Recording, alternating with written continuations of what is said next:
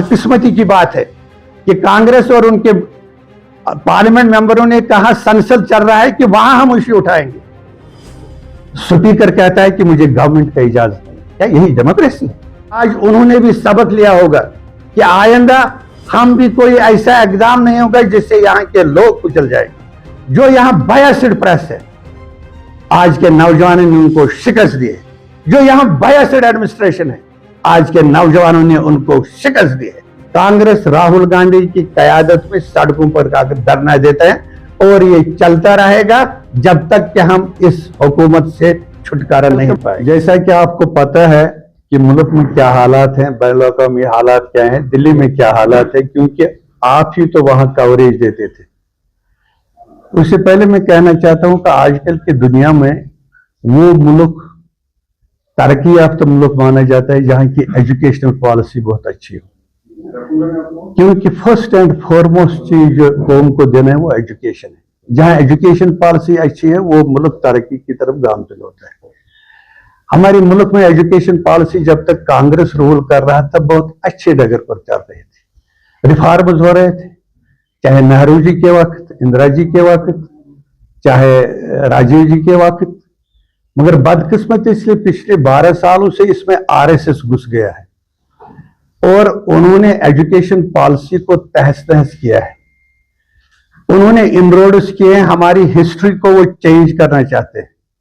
जो भी हिस्ट्री में लिखा हुआ है वो चेंज नहीं होना चाहिए, हिस्ट्री इज हिस्ट्री। मगर आरएसएस ने हिंदुस्तान की हिस्ट्री को चेंज करना चाहा। यहां जो निसाब हमारा था वो चेंज करने की कोशिश की है। यहां हिंदुत्व का एजेंडा लोगों पर लागू करने की कोशिश की है, जिससे हमारा तमाम तालीमी निजाम तबाह बर्बाद हो गए। आपको पता है कि नीट का एग्जामिनेशन हुआ है जिसमें लाखों लोगों ने हिस्सा लिया है। उसमें अमीर भी थे, गरीब भी थे, मजदूर का बेटा भी था, किसान का बेटा भी था, जिसके बाप ने कर्ज करके अपने बेटे को नीट एग्जामिनेशन दिलवाया था। मगर जब रिजल्ट आ गया उन्होंने कहा कि पेपर लीक हुआ है।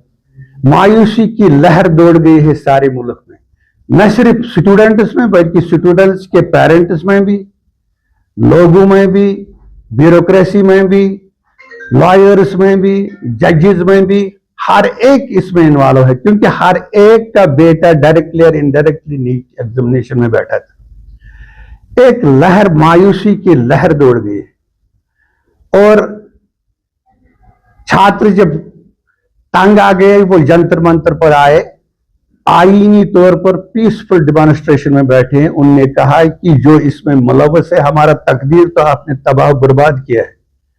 अब जमहूरियत का यही चीज है कि जो इसमें मुलव्वस है उनको सजा दी जाए ताकि आइंदा ऐसा ना हो।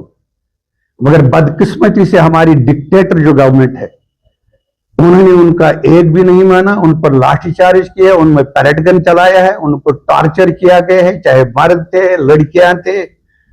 कुछ लड़कों ने सुसाइड किया है, कोई जेलों में बंद है, किनको घसीट कर ले गए। हालांकि इसमें हमारे कांग्रेस का लीडर इमीडिएटली उनके रेस्क्यू में आ गए हैं। 100 से ज्यादा पार्लियामेंट मेंबर लेकर है, उनने धरना दिया है प्राइम मिनिस्टर की कोठी के बाहर, उनको भी घसीट कर लिया गया है। हालांकि लीडर ऑफ द अपोजिशन एक ऐसा नेता है जो मुल्क में बड़ा बाइज्जत सीट पर बैठा है, उसको भी घसीट कर उन्होंने लिया है, जेल में बंद किया। फिर भी जो स्टूडेंट से उन्होंने अपना एजुटेशन कम नहीं किया है और आज ये वक्त आ गई जितने भी उनके डिमांड से उतने वो अब नरेंद्र मोदी वो फुलफिल करना चाहता है। और वो कहते थे कि एजुकेशन मिनिस्टर रिजाइन करना चाहिए क्योंकि हाईएस्ट सीट पर बैठा है एजुकेशन मिनिस्टर। नरेंद्र मोदी जी ने कुछ क्लर्कों को सजा दिया है, कुछ ऑफिसरों को सजा दिया है, उससे कोई सेटिस्फाई नहीं हुआ है। जब तक कि हाईएस्ट जो इसकी कमांड है वो तो धर्मेंद्र प्रधान के हाथ में थी। और आज जब 3 बजे उसने इस्तीफा दिया है, एक खुशी की लहर दौड़ गई है छात्रों में, युवाओं में, और उन्होंने उसका वेलकम किया है। ये जमहूरियत की जीत है, लोगों की जीत है, हिंदुस्तान के लोगों की जीत है, हर एक तबके ख्याल की जीत है। तो लिहाजा उनके और भी कुछ डिमांड से डायलॉग चल रहा है, लिहाजा ये साबित हो गया है कि जो ये डिक्टेटरशिप है ये इस मुल्क में अब ज्यादा देर तक नहीं चलने वाली, क्योंकि अब यहां का किसान जाग उठा है, यहां का युवा जाग उठा है, यहां का नौजवान यहां का लॉयर जाग उठा है, सुप्रीम कोर्ट के लॉयर्स भी बाहर आ गए, इंटेलेक्चुअल क्लास भी आ गया है, बड़े बड़े आईएएस ऑफिसर्स, आईपीएस ऑफिसर्स आ गए हैं। यानी इस वक्त शैकी है सारा मुल्क में, वो बेजार है नरेंद्र मोदी गवर्नमेंट की डिक्टेटरशिप की, क्योंकि यही युवा है जिन्होंने संसद को चुनकर पार्लियामेंट में भेजा है, यही वो लोग हैं जिन्होंने नरेंद्र मोदी की गवर्नमेंट को लाया है चुन चुनकर, चाहे कोई भी गवर्नमेंट होगी। जब वोटरों को ही सप्रेस किया जाएगा, जब नौजवानों को ही सप्रेस किया जाएगा, तो ये मुल्क जाएगा कहां? यहां कांग्रेस के लीडरों ने कुर्बानियां दी है, जेल खाए, टिकटिकी खाए, अंग्रेजों को भगाया है यहां से सिर्फ जमहूरियत के लिए। अगर इस जमहूरियत को नरेंद्र मोदी गवर्नमेंट यहां डिक्टेटरशिप पर तब्दील करना चाहे, हिंदुस्तान के लोग उसके खिलाफ हमेशा कदम उठाएंगे। और इसमें यह बात है कि आपको पता है कि जब भी कहीं पर नाइंसाफी होती है, चाहे किसानों के साथ होगी, चाहे युवाओं के साथ होगी, चाहे खेत मजदूर के साथ होगी, चाहे हार्टिकल्चर के साथ होगी, चाहे कश्मीर के लोगों को रियासत का दर्जा देने की बात हो, कांग्रेस शान बशान सड़कों पर लड़ रहा है राहुल गांधी की कयादत में। उसके साथ 100 से ज्यादा पार्लियामेंट मेंबर धरने पर बैठे हैं। आपको पता है जो कश्मीर के लोगों को हक छीना गया है, उसके लिए हमारा प्रदेश कांग्रेस आज से 2 साल पहले धरने पर बैठे हैं हर डिस्ट्रिक्ट पर, और राहुल गांधी और उसके साथी जो है वो भी धरना पर बैठे हैं कि कश्मीर के लोगों को अपने हुकूक दिए जाए। चाहे महाराष्ट्र का मसला हो, पंजाब का मसला हो, यूपी का मसला हो, बिहार का मसला हो, आंध्रा का मसला हो, किसी भी यूनियन टेरिटरी का मसला हो, राहुल गांधी साथ साथ होता है, सड़कों पर प्रदर्शन करता है, मुश्किलात का सामना करता है, मगर अपनी आवाज उठाता है, क्योंकि ये कांग्रेस की परंपरा है। लिहाजा आज ये जमहूरियत की जीत है, नौजवानों की जीत है, डेमोक्रेटिक फोर्सेस की जीत है। हालांकि तो बदकिस्मती की बात है कि कांग्रेस और उनके पार्लियामेंट मेंबरों ने कहा संसद चल रहा है कि वहां हम इश्यू उठाएंगे। स्पीकर कहता है कि मुझे गवर्नमेंट का इजाजत नहीं है। क्या यही डेमोक्रेसी है? Is this democracy?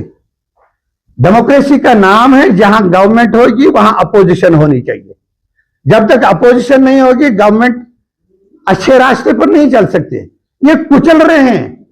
कांग्रेस के वक्त में भी अपोजिशन होती थी, वहां अपोजिशन ऐसा रोल कर रहा था, पंडित जवाहरलाल नेहरू सुनता था एक कोने में, क्योंकि कहता है जिसके लिए हमने कुर्बानी दी है वो जमहूरियत है।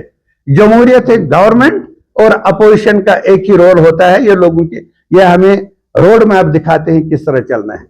मगर जो ये डिक्टेटरशिप चलता है, आज झुके हैं जमहूरियत के साथ। लिहाजा आज उन्होंने भी सबक लिया होगा कि आइंदा हम भी कोई ऐसा एग्जाम नहीं होगा जिससे यहां के लोग कुचल जाएंगे। उनकी कम्युनल फोर्सेस, कम्युनल एजेंडा जो है उसको आज के नौजवानों ने शिकस्त दिया है।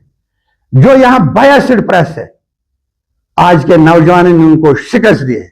जो यहां बायस्ड एडमिनिस्ट्रेशन है, आज के नौजवानों ने उनको शिकस्त दी है। आज हिंदुस्तान के घर घर में एक वेव है कि यहां न बायस्ड प्रेस चलेगा, न बायस्ड एडमिनिस्ट्रेशन चलेगा, न बायस्ड पार्लियामेंट चलेगा, न बायस्ड गवर्नमेंट चलेगी। यहां चलेगी तो लोगों की गवर्नमेंट चलेगी, डेमोक्रेटिक सेटअप मजबूत हो जाएगा और यहां के लोगों के डिमांड्स को आगे एक दो यहां हिंदुस्तान ने यहां एक एग्रीकल्चर डील की है ट्रंप के साथ। हमने पहले वहां गांव गांव जाकर हमने यहां हार्टिकल्चरिस्ट को कहेंगे एक वक्त आएगा हमारे हार्टिकल्चर को धक्का लग जाएगा। हमने धरना दिए हैं। यानी जब भी मुल्क में कोई नाइंसाफी होती है, कांग्रेस राहुल गांधी की कयादत में सड़कों पर धरना देता है और ये चलता रहेगा जब तक कि हम इस हुकूमत से छुटकारा नहीं पाएंगे। शुक्रिया।